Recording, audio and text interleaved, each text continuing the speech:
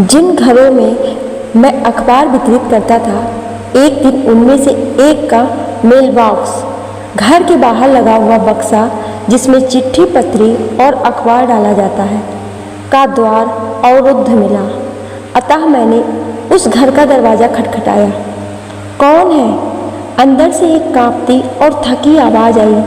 मैं अखबार वाला, मैंने जोर से कहा।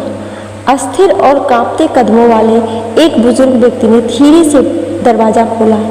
मेरे सामने एक दुर्बल काया धारी, द्विजविहीन, सूनी आंखों वाले नग्नवक्ष वृद्ध खड़े थे। मैंने पूछा, सर, मेल बॉक्स का प्रवेश द्वार क्यों बंद कर रखा है?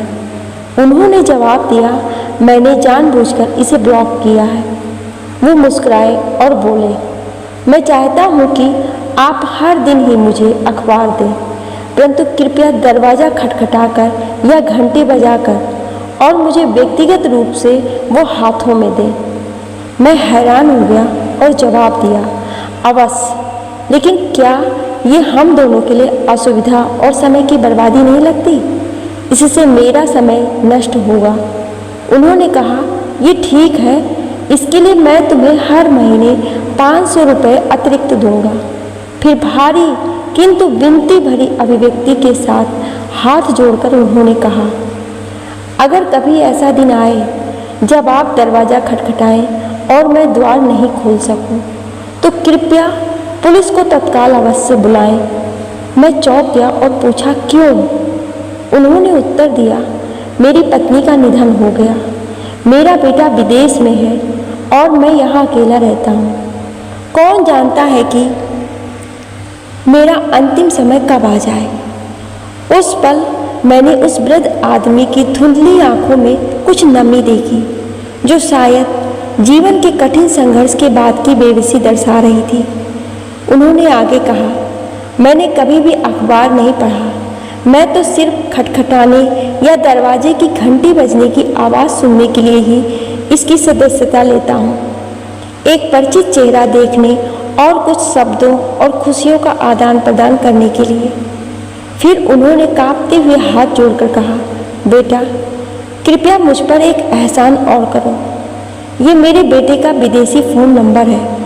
यदि किसी दिन तुम दरवाज़ा खटखटाओ और मैं जवाब ना दूँ, कृपया मेरे बेटे को फ़ोन करके सूचित कर देना। इतना कहने के बाद उनके कांपते दोनों हाथ एक साथ उठे और मेरी ओर जुड़ गए। फिर वे धीरे धीरे पलटे और शून्य की ओर देखते हुए भारी कदमों से अपने वर्षों पुराने बिस्तर की ओर चल पड़े। मैं उन वृद्ध की उस नंगी पीठ को अपने से दूर जाते हुए एकटक देख रहा था, जो अपने बेटे को पढ़ा लिखा कर एक काबिल व्यक्ति बनाकर उसके जीवन में खुशियां भरने के लिए किए गए संघर्ष के बोझ से झुक गई थी।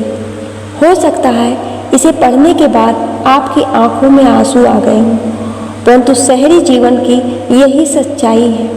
इसे पढ़ने के बाद मुझे विश्वास है कि हमारे आसपास दोस्तों के समूह में बहुत सारे अकेले बुजुर्ग हों, समय समय पर उनकी कुशल क्षेम लेते रहे। कभी कभी आपको आश्चर्य हो सकता है कि वे बुढ़ापे में भी व्हाट्सएप पर संदेश क्यों भेजते हैं, जैसे वे अभी भी काम कर रहे हैं। वास्तव में सुबह शाम के इन अभिवादनों का महत्व दरवाजे पर दस्तक देने या घंटी बजाने के अर्थ के समान ही है। एक दूसरे की सुरक्षा की कामना करने और देखभाल व्यक्त करने का एक तरीका है।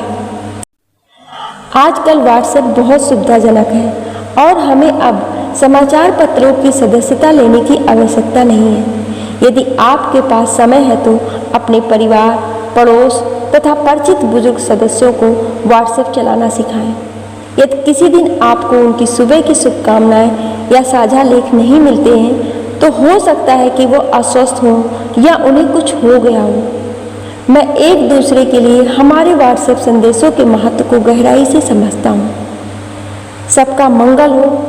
आप अपना, अपने परिवार, मित्रों, परिचितों और पड़ोसियों का ध्यान रखें। Thank you.